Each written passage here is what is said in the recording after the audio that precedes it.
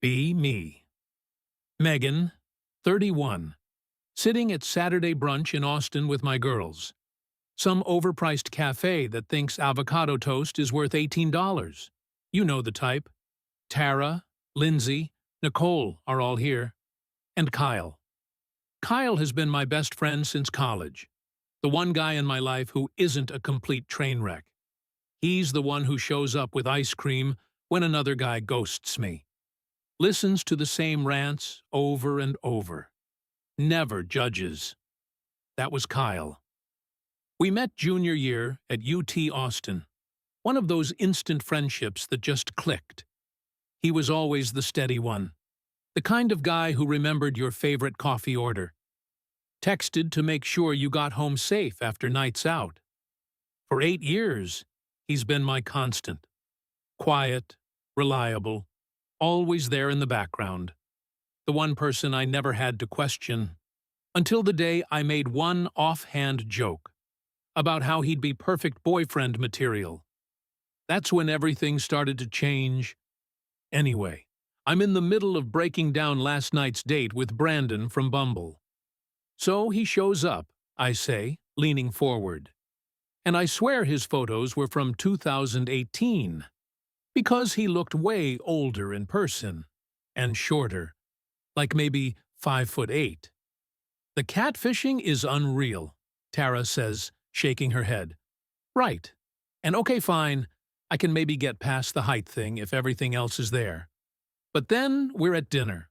This steakhouse downtown. Nice vibe, whatever. And when the check comes, he literally just sits there, staring at it, like he's waiting for me to offer. Lindsay's eyes go wide. No. Yes. So finally, I'm like, are we splitting this? And he goes, yeah, I figured we'd go Dutch. It's 2025. I do air quotes around the year. Nicole actually gasps. The audacity, she says. Exactly. Like you asked me out. You picked the restaurant. The bill was $160, which honestly isn't even that much for downtown. But still, it's the principle. Kyle is sitting at the end of the table, looking at his phone. He hasn't said anything this entire time, which is pretty normal. He's more of a listener. And get this, I continue. Halfway through dinner, he mentions he's in marketing. I ask what he makes. You know, just conversationally. And he gets all weird about it. Later, I looked up the average for his position. Maybe 80,000. I make 95. Like I'm sorry. But I need someone who's at least on my level. Is that so wrong? Not at all, Tara says firmly. You deserve someone who can provide, who has ambition. Thank you. That's what I'm saying. I work hard. I have my life together. I just want someone who matches that energy. But every guy I meet is either broke, short, emotionally unavailable, or all three. The waiter comes by to refill water glasses. He's young, maybe 24, decent looking in that generic Austin way. Beard, flannel, probably works at a brewery on weekends. He smiles at Lindsay as he pours her water, holds eye contact for a second, then moves to me. No smile, barely a glance, just pours and moves on. I notice. I always notice. Men are so low effort now, I say once he's gone. They want a supermodel who cooks and cleans and asks for nothing. It's exhausting. The bar is literally underground. Nicole agrees. Kyle finally looks up from his phone. Our eyes meet for half a second. There's something in his expression I can't read. Then he looks back down. After brunch, everyone scatters. Tara has a yoga class. Lindsay and Nicole are going to check out some new boutique. Kyle and I walk toward the coffee shop 3 blocks over. It's kind of our routine. Saturday brunch, then coffee, then we both head home. The weather is perfect. November in Austin. That crisp, almost cool air. That makes you feel alive. There are couples everywhere, holding hands, laughing, taking photos in front of some mural. I watch a guy reach over and fix his girlfriend's hair. This casual, intimate gesture. And something in my chest tightens. Another one bites the dust, I say to Kyle as we walk. Brandon. Yeah, I already unmatched him. Not worth the energy. Kyle nods but doesn't say anything. You know what the problem is, I continue. Guys my age are so threatened by successful women. They want someone they can control. Someone who needs them. But I don't need anyone. I have my career, my apartment, my life. I just want a partner. You know, an equal. But apparently, that's too much to ask. We stop at a crosswalk. A mom pushing a stroller crosses in front of us, her kid clutching a small stuffed dinosaur. The kid is babbling about something, and the mom is smiling, fully present. Must be nice, I think. Then immediately feel weird for thinking it. You ever think about having kids? I ask Kyle randomly. He looks surprised. Sometimes. Maybe if I met the right person. Yeah, same. But the clock is ticking you. No. And the dating pool just gets worse every year. We start walking again. I'm on a roll now. The post-brunch caffeine hitting. Honestly, Kyle, you're like the only decent guy I know. You have your life together. You're not a man-child. You actually listen when people talk. If you weren't basically my brother, you'd be perfect boyfriend material. I say it lightly, like a compliment, because it is one. Kyle is great. Stable job, emotionally intelligent, not obsessed with sports or video games. He's the benchmark I measure other guys against. But when I look over at him... He stopped walking. We're in front of a bookstore. The window display is full of new releases. Staff picks with handwritten cards. There's a couple inside. The guy holding up 2 different books. While his girlfriend laughs and points at one, Kyle is staring at me. With this expression I've never seen before. It's not quite anger, not quite sadness. Something in between. What? I ask, smiling, confused. Megan, I need to tell you something, he says slowly, and I don't know how you're going to take it. My smile falters a little. Okay, he takes a breath, looks away, then back at me. I wouldn't date you, even if we weren't friends. I just wouldn't. For a second I think he's joking, some weird bit he's doing. So I laugh. An actual laugh. Wait, what? I'm serious. The laugh dies in my throat. People are walking past us. A guy on a bicycle. 2 women with shopping bags. Normal Saturday Austin traffic. But suddenly, everything feels muted. Kyle. What the heck? He doesn't respond immediately. And that's when I know he really means it. My stomach does this weird flip. Are you being serious right now? Yeah. I don't know what to do with my face. My hands? I cross my arms, then uncross them. Okay, that's actually kind of messed up to say. I know. So what? This is you finally being honest after 8 years. You've been sitting on this opinion of me. And just never mentioned it. Megan. No, I want to understand. Is this because I'm not some 22-year-old Instagram model? Because that's really shallow, Kyle. I thought you were better than that. He closes his eyes for a second, like he's gathering patience. It's not about your looks. Then what? A pause. The couple from the bookstore walks out, the guy carrying a bag with their purchases.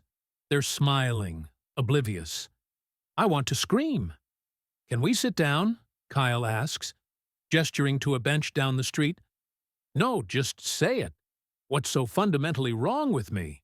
That you, my best friend, someone who knows me better than almost anyone, wouldn't even consider dating me.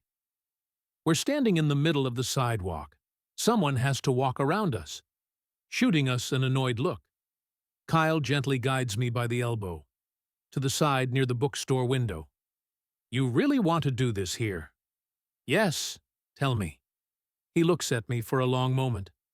And then he does. You're exhausting, Megan. You're judgmental.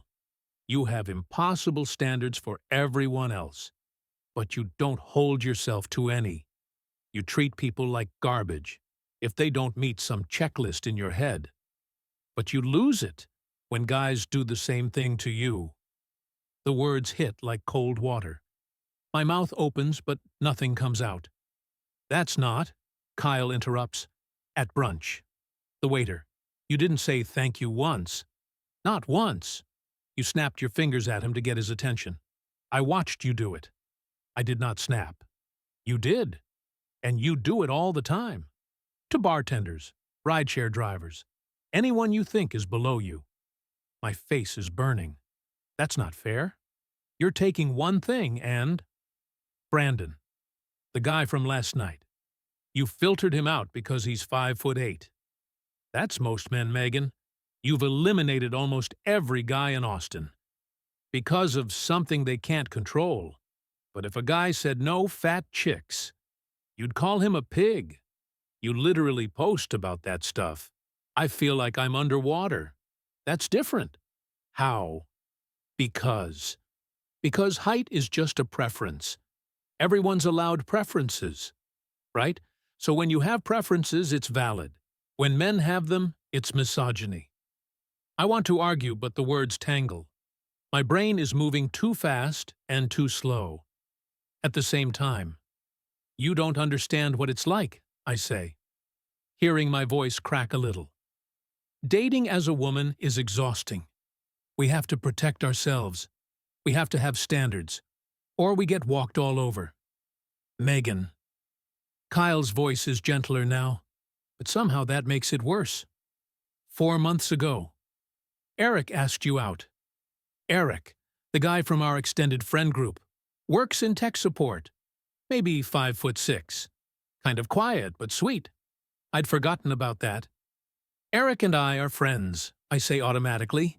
He asked you to dinner. You laughed about it to me later. You said, Eric, he's sweet, but like, no. Oh God, I did say that. What was wrong with him, Kyle? Asks. I open my mouth, close it. There was just no spark. No spark. Or he wasn't tall enough to make your friends jealous. That's not. You're putting words in my mouth. Am I? Because you've said stuff like that before. Remember, David, the teacher you went out with twice last spring. You told me he was nice, but not impressive enough. What does that mean? Impressive to who? My hands are shaking now. I shove them in my jacket pockets. I can't believe you've just been cataloging all my flaws this whole time. I say quietly. I haven't been cataloging anything. I've been your friend. I've listened to you complain about men for 8 years, and I've never said anything, because I didn't want to be that guy, the bitter friend. But Megan, you texted me at 1 in the morning last month, crying about how that finance guy ghosted you. I remember Patrick. 4 dates seemed promising. Then, nothing. You said I give so much and get nothing back. Kyle continues. But what do you give? You showed up 45 minutes late to that 4th date. You spent half of it on your phone. And you told me afterward. You weren't even attracted to him. But you wanted to see if he'd step up. What does that mean? Step up how? What were you offering him? Silence. A car drives past, bass thumping. You're saying I deserve to be ghosted, I say flatly. I'm saying you choose garbage, then complain about the smell. That one lands hard. I actually step back like he's pushed me.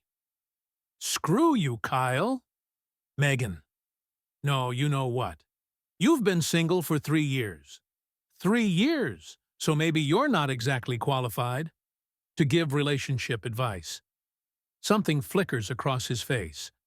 I was dating someone until June. Wait, what? You what? I was seeing someone for about 6 months. It didn't work out.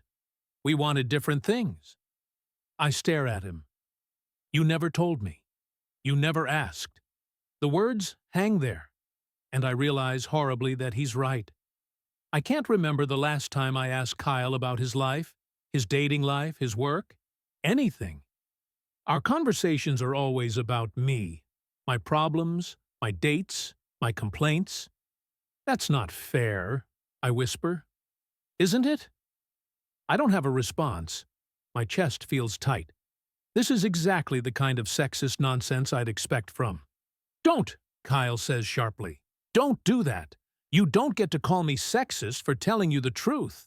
I've listened to you talk about short guys, bald guys, guys who don't make six figures, guys who are too nice, guys who don't text back fast enough, guys whose cars aren't nice enough.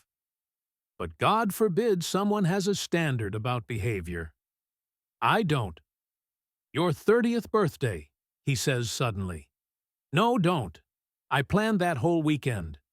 Made a reservation at that rooftop place you'd been wanting to try. Got tickets for that art exhibit. Picked up your favorite cupcakes from that bakery on South Congress. You canceled the morning of. Because Jason wanted to hang out. Jason. God, I barely remember him. Some guy I'd been seeing for like 3 weeks, who was barely texting me back. That was. You texted rain check and never mentioned it again. I ate the cupcakes by myself, threw most of them away.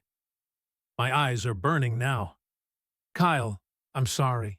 I didn't. You didn't think about it, because you don't think about anyone but yourself. The words are quiet, but they detonate. I'm full on crying now, which I hate. Crying in public, in front of a bookstore in Austin, while Kyle stands there, looking tired and sad and done. You're supposed to be my friend, I choke out. I am your friend. That's why I'm saying this. No, a friend wouldn't. A friend wouldn't lie to you for almost a decade. Yeah, maybe I should have done this sooner. A woman walking her dog passes us, glancing over with concern. I wipe my face with my sleeve, aware of how I must look. I need to go, I say. Kyle nods, doesn't try to stop me. I turn and walk away fast, not looking back. My vision is blurry. My breath is coming in these weird gasps, and I just need to get home, get away, get somewhere I can think. That night I'm on my couch in my apartment, door locked, lights off, except for my phone screen. I've been staring at the ceiling for an hour. Finally, I grab my phone and open the group chat with Tara, Lindsay, and Nicole. Me. Kyle freaking attacked me today, said I'm undateable out of nowhere. The responses come immediately. Tara. Oh my God. What? Lindsay. Wait, what happened? Nicole. What the hell is his problem? I start typing, and once I start, I can't stop. Me. We were just walking, and I made a joke about how he'd be good boyfriend material, and he literally stopped and said, I would never date you. Then went on this whole thing about how I'm judgmental and have too high standards, and basically tore me apart. Tara, he's always been weird about you.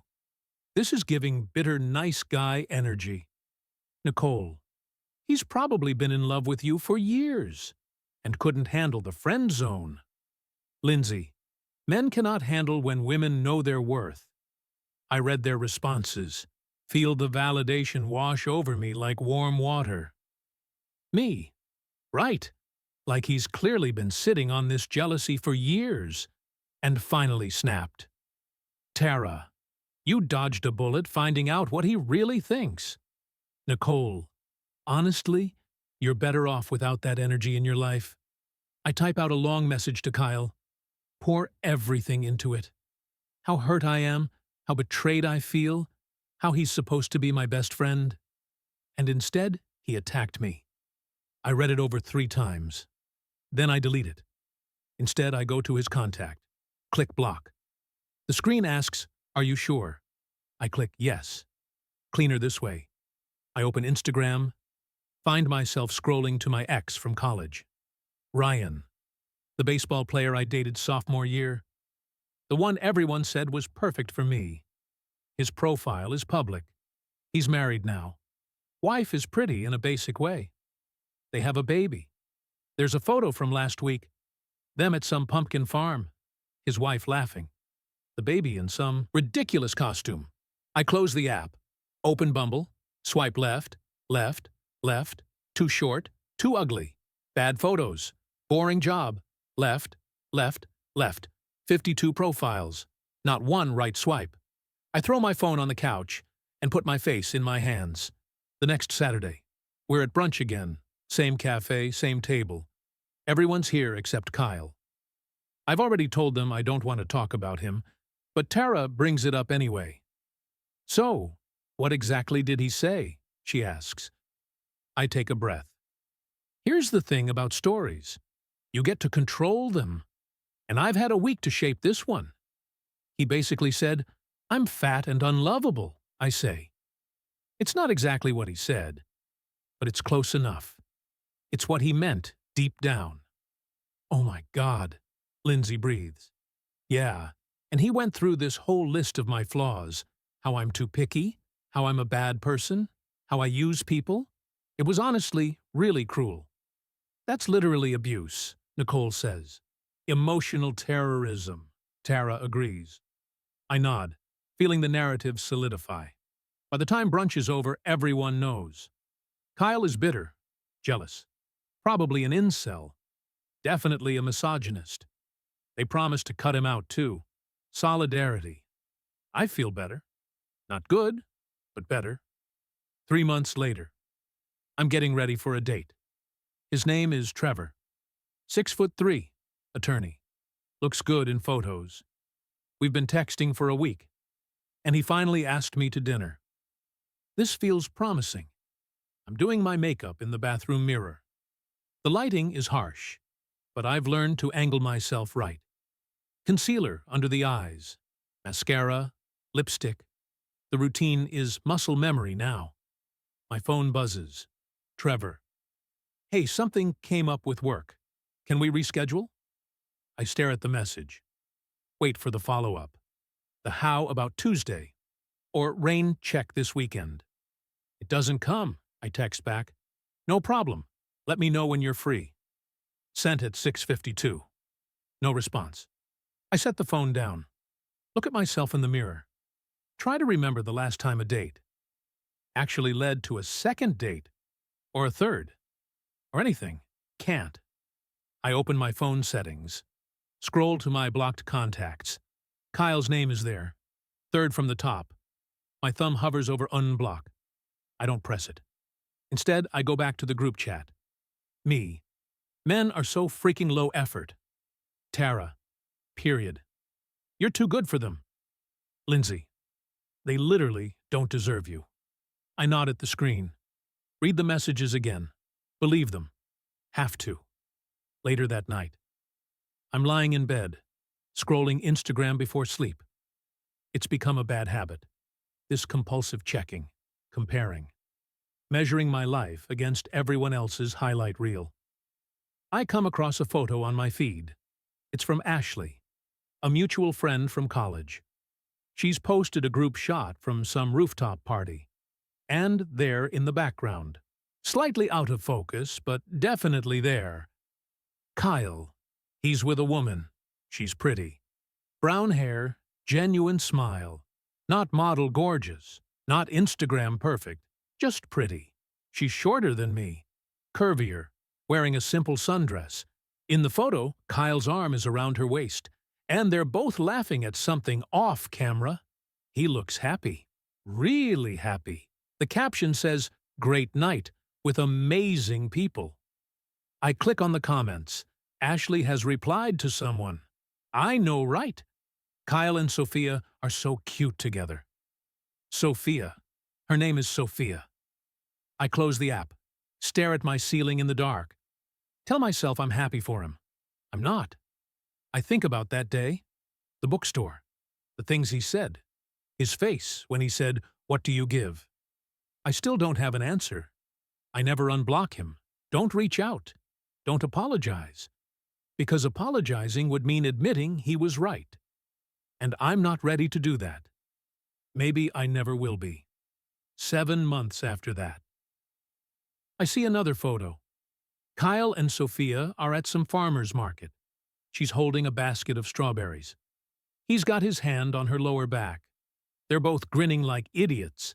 The comments are full of heart emojis and couple goals. And so happy for you guys. I zoom in on Sophia's face. Try to see what he sees. Try to understand what she has that I don't. Then I close the app and open Bumble. Swipe left on a guy who's 5'9", too short.